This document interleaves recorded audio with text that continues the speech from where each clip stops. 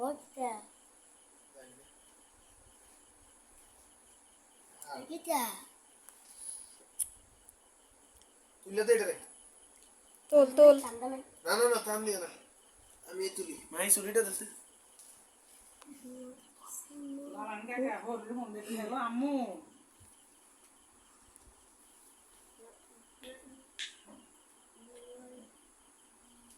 এটা যে খাইতে পারবো তাহলে আমি নগদ নগদ মারবা মত কে গো হ্যাঁ ও আহ ভাই আছে ও আমি